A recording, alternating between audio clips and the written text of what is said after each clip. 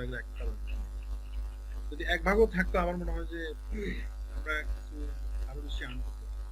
এবং কি আমরা কি করতে পারি না, কিন্তু আপনার এফোর্ট।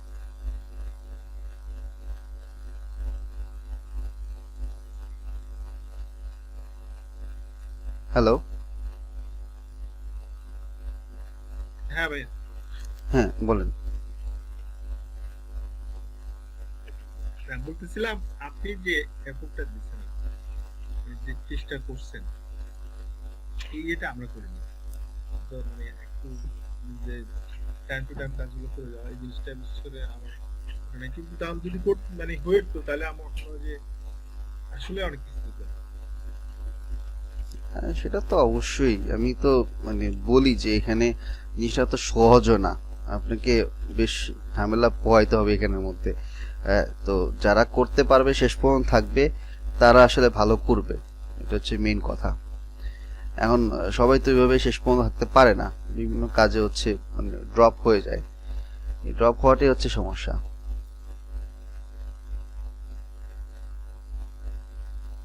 আচ্ছা ভাইয়া, ডেটা সায়েন্টিস্ট হওয়ার জন্য একটা কথা আমি বলবো, আপনার কোডিং অ্যাবিলিটি আপনি যদি বলেন অনেক। আপনার কথাটা বারবার আটকে যাচ্ছে, মানে থেমে আমি যাচ্ছে। বলতেছি মানে আপনার কম্পিটিটিভ প্রোগ্রামিং, হুম। ডেটা সায়েন্টিস্ট হওয়ার জন্য আপনার কোন লেভেল পর্যন্ত আপনি মনে করেন যে মোটামুটি একটা মানে।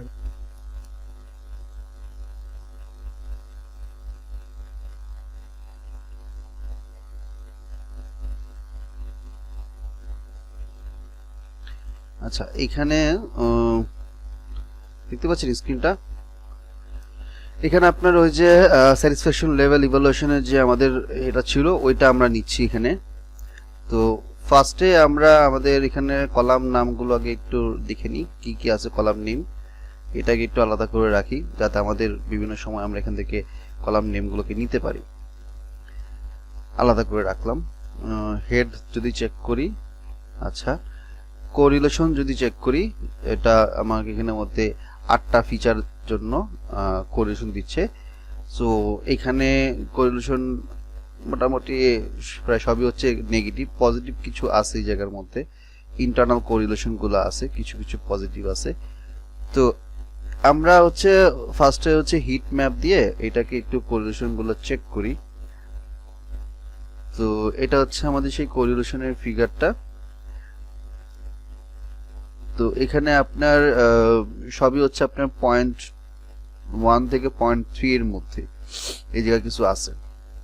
এখন আমাদের কাজ হচ্ছে যে আমরা একটু এখান থেকে আমাদের পিসি এটা করি, মানে হচ্ছে এই যে যতগুলো কলাম আছে এই কলামগুলোর মধ্যে আমরা কোন কোন কলামগুলো নিব সেটা হচ্ছে আমরা আগে সেট করি।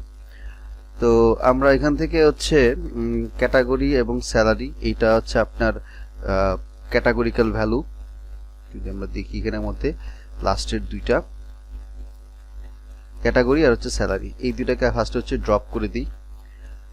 ড্রপ করে এখন আমাদের নতুন যে ডেটা ফ্রেম আসলো এখানের মধ্যে এটা নাই, ডিএফ ড্রপ দিয়ে হচ্ছে আমরা শুধুমাত্র নিউমেরিক্যাল গুলো এখান থেকে নিলাম।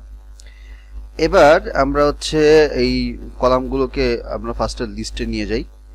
তো এটা হচ্ছে আমাদের লিস্ট গুলো এখানের মধ্যে আছে। দেন আমরা এখানের মধ্যে ফার্স্ট কলামে মানে ফার্স্ট পজিশনে আমরা একটা আমাদের যেই ইন্ডেক্স নামে যেটা আছে এটাকে আমরা হচ্ছে বাদ দিয়ে দিই। বাদ দিই বলতে হচ্ছে এখানে ইনসার্ট করি আর কি, হ্যাঁ, কলামস থেকে। এবং তারপরে হচ্ছে এটাকে আমরা রি-ইন্ডেক্স করি, ডিএফ ড্রপ। ওকে, সো আমরা হচ্ছে এখানের মধ্যে ওই লেফট নামে যে কলামটা আছে এটাকে আমরা শুরুতে নিয়ে আসছি, এইটাকে এখানে রাখছি। এবার আমরা আমাদের এখান থেকে এক্স আর ওয়াই কে আলাদা করব। সো আমি এখানের মধ্যে ফার্স্টে এক্স কে নিতে যাচ্ছি যে 1 থেকে 8 পর্যন্ত, মানে সেকেন্ড কলাম থেকে লাস্ট কলাম পর্যন্ত, আর ওয়াইটা হচ্ছে শুধুমাত্র আপনার ফার্স্ট যে কলামটা সেটা। তো এই হচ্ছে আমার ডিপেন্ডেন্ট এবং ইন্ডিপেন্ডেন্টটা আমি এখান থেকে আলাদা করলাম। এটা হচ্ছে এক্স এর ভ্যালুগুলো, এটা অ্যারে আকারে কনভার্ট হয়েছে, আর এটা হচ্ছে ওয়াই এর ভ্যালুগুলো, যেটা হচ্ছে লেফটের কলাম ছিল। এবার ডেটাগুলোকে একটু স্ট্যান্ডার্ডাইজ করব। স্ট্যান্ডার্ডাইজ মানে হচ্ছে যে যাতে এটা কিছুটা নর্মাল ডিস্ট্রিবিউশনে চলে আসে। তো ফার্স্টে হচ্ছে আমরা এখান থেকে প্রি প্রসেসিং করে প্রি প্রসেসিং থেকে আমরা স্ট্যান্ডার্ড স্কেলারটাকে নিব এবং সেটাকে আমরা নাম রাখবো standard scaler dot fit transform. তা আমরা এখানের মধ্যে এক্স গুলোকে সবার আগে ট্রান্সফর্ম করি।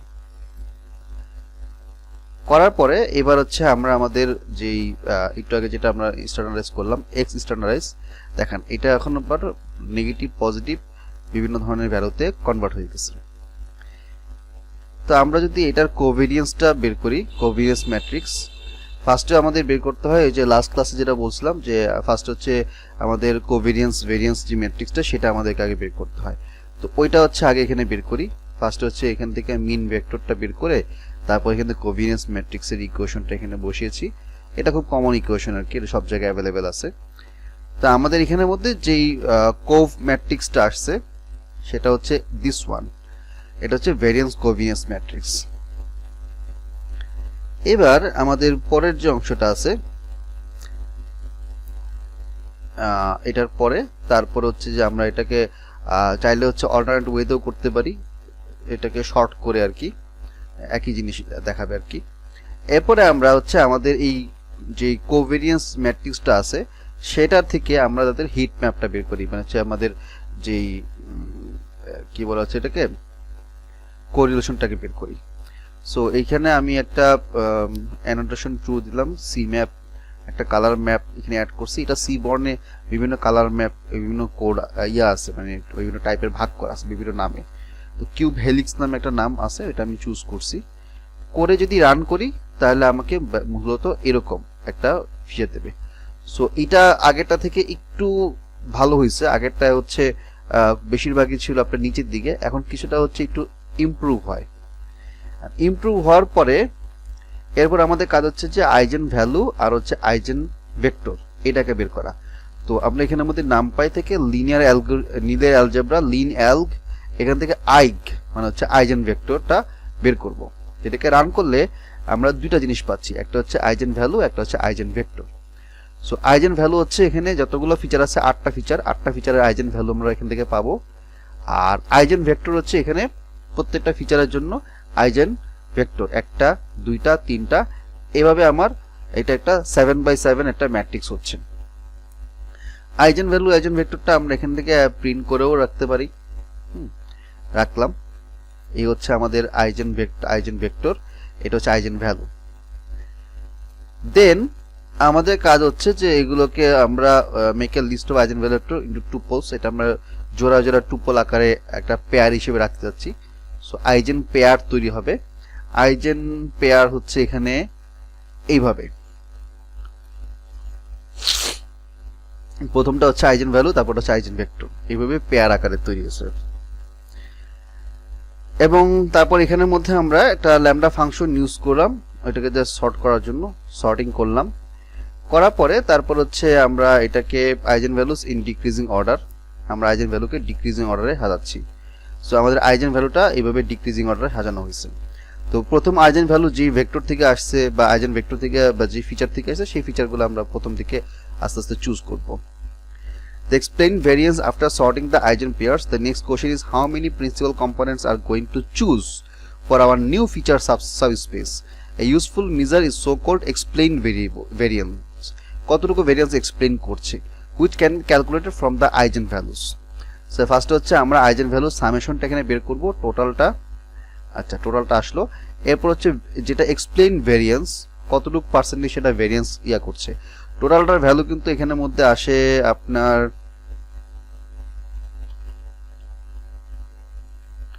7, এক্স্যাক্টলি 7।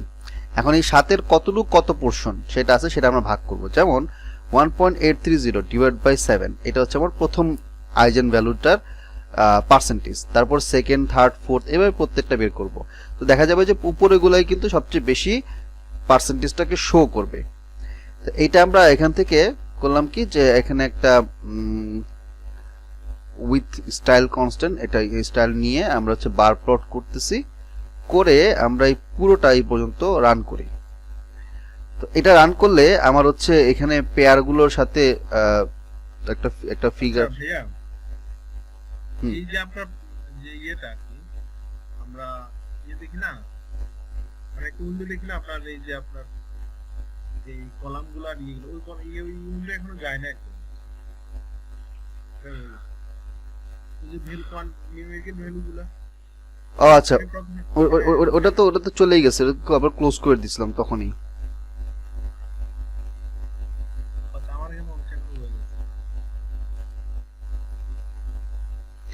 তাই আমি তো এটা ক্লোজ করছি অনেক আগে। এখন এখন আমার ডেস্কটপ দেখা যাচ্ছে, আমার ইয়েতে মিটের উইন্ডো।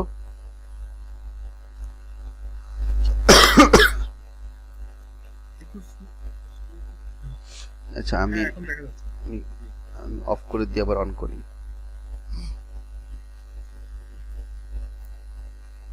জি এখন দেখা যাচ্ছে। আচ্ছা, তো এই যে এক্সপ্লেইন ভেরিয়েবলটা আমরা নিলাম, হ্যাঁ, ভেরিয়েন্স এক্সপ্লেইনড। তো এই এক্সপ্লেইন ভেরিয়েবল গুলো হচ্ছে আমার এখানের মধ্যে পার্সেন্টেজ আকারে দেখাচ্ছে। তারপর আমরা করলাম কি, যে এখান থেকে আমরা X level Y level set করলাম, যে explain variance ratio, Y level X level principal component. এবং তারপর হচ্ছে আমরা এটাকে ম্যাট্রিক্স ফরম্যাটে হরিজন্টাল স্ট্যাক করে ওগুলোকে আমরা প্রিন্ট করছি। তো প্রিন্ট করলে এরকম একটা ফিগার আসবে, যেই ফিগারে এই পাশ থেকে আমরা দেখতে পাচ্ছি এক্সপ্লেইন ভেরিয়েন্স রেশিও, এটা হচ্ছে প্রিন্সিপাল কম্পোনেন্টস। তো আমার এখানে 0 থেকে 6 পর্যন্ত 7টা কম্পোনেন্ট আছে। প্রথমটা সবচেয়ে বেশি থাকবে ইউজুয়ালি, তারপর ধীরে ধীরে কমা শুরু করবে। সো এখানে দেখা যাচ্ছে যে এটা গ্র্যাজুয়ালি কমতেছে। আমরা এখান থেকে প্রথমটা তো অবশ্যই নিব, তারপর সেকেন্ড বা থার্ড পর্যন্ত নিলে আমাদের হয়ে যাবে। এটা 25, এটা হচ্ছে 15 15 30, তারপর আরেকটা 15 আছে, 3 15 45 আর 25, চারটা নিলেই হয়ে যাবে। এরপরে আমরা হচ্ছে ওয়াইটাকে যদি এখান থেকে আলাদা করে দেখি, তো এটা হচ্ছে আমাদের ডট ম্যাট্রিক্সে আমি ওয়াই গুলো বসাইলাম। এখন আমরা করব কি, যে এটাকে ওই আরেকটা ওয়েতে করা যায়, ওই উপরে যে কাজটা করলাম এটা আবার এই ওয়েতেও করা যায়। এখান থেকে এটা করলে আপনাকে এরকম একটা ফিগার দেবে, অন্য একটা ফিগার, এটা নর্মাল প্লট ফিগার। তো এখান থেকে আর কি সবচেয়ে বেশি পরিমাণ কিউমুলেটিভ ওয়েতে ভ্যারিয়েন্সটা এক্সপ্লেন করছে সেটা বোঝায়। তো আমি হচ্ছে আপনাদের এটার সাথে আরো কিছু মানে লিংক মানে দিব আর কি চিন্তা করতেছিলাম। আমি ওই আপনাকে হচ্ছে গ্রুপের মধ্যে আর কি কিছু ক্যাগেলের লিংক দিয়ে দিব, যেখানে আপনার আলাদাভাবে কিছু পিসি এর কোড আছে, ওগুলা আপনারা নিজেরা একটু দেখবেন। হ্যাঁ, আপনি একটু দেখেন, বাকিটা কতটুকু কি দেখবে আমি জানি না, বাট আপনি একটু দেখেন, ওগুলা দেখলে আপনি বুঝতে পারবেন। তো এই হচ্ছে আর কি অবস্থা।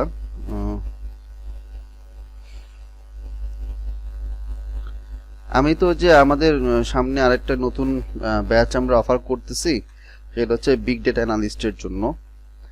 ওখানে আপনার advance excel, SQL, tableau, python, statistics, big data মোটামুটি অনেকগুলো কভার করবে আর কি। আচ্ছা, এক প্রফেসরকে নিয়ে ভাই একটা কোর্স আপনারা দিয়ে করার কথা। প্রফেসর একবার মনে যে বলছিলেন গ্রুপের ভিতরে, ডক্টর নামটা ভুলে গেছি। না না না, ও আচ্ছা, ওইটা হচ্ছে কি আপনার ওই যে মানে জাহাঙ্গীরনগর ইউনিভার্সিটির professor doctor Rezaul Karim sir. তো ওনাদের হচ্ছে জাহাঙ্গীরনগরে আপনার যে কোর্স মডিউলটা, এটা তো হচ্ছে পুরাতন কোর্স মডিউল, আপডেট করা হয় নাই, কিছু কিছু আপডেট করা হয়েছে।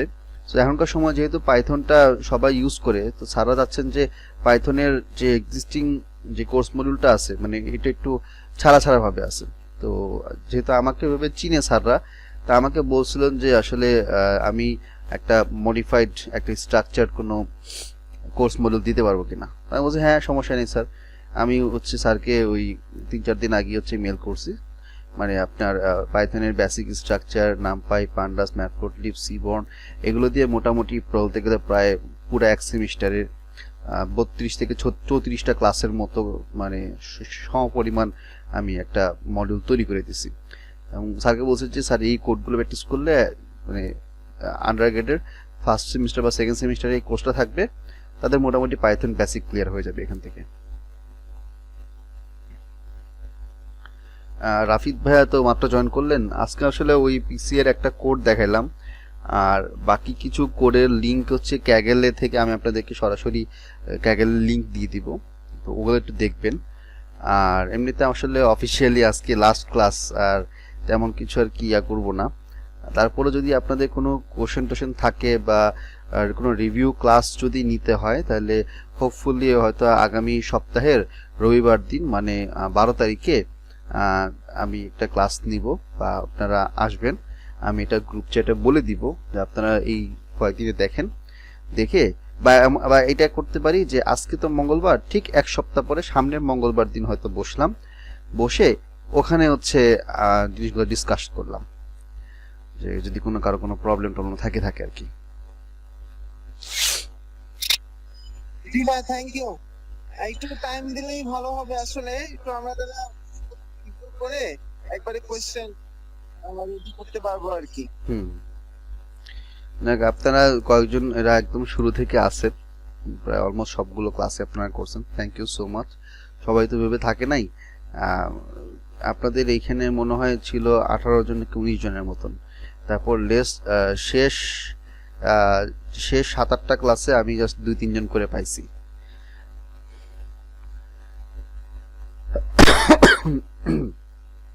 এই আর কি। আসলে সবার পক্ষ থেকে ভাই আমি যেটা বলবো আর কি, মানে আপনার যে এফোর্টটা ছিল ওটা আসলে ওটা আমরা করতে পারি নাই, ডিজার্ভ।